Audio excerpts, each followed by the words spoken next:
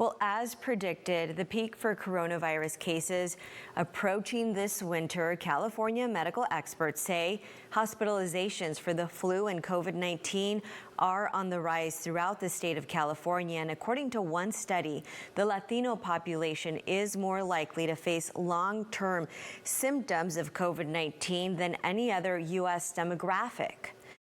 After COVID, the symptoms were still like the body aches and then the tiredness. And for some reason, my hair started falling out in chunks.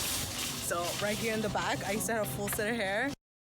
We have to remember farm workers work within close proximity to one another. Fatima was fully vaccinated with the booster vaccine, but caught COVID 6 months ago and still has those lingering side effects from the virus. Another study also suggesting that Latinos are 2 times more likely to die from COVID than white Americans.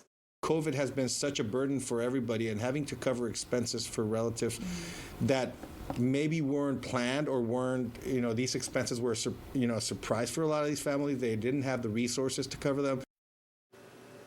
To help, Monterey County is offering to pay up to $9,000 in funeral expenses for families who've lost someone because of COVID, regardless of an immigration status, as long as they meet the county's requirements. You can watch a full report on this story impacting symptoms for COVID, Latino communities over on our sister station, Telemundo 23 at 11 p.m.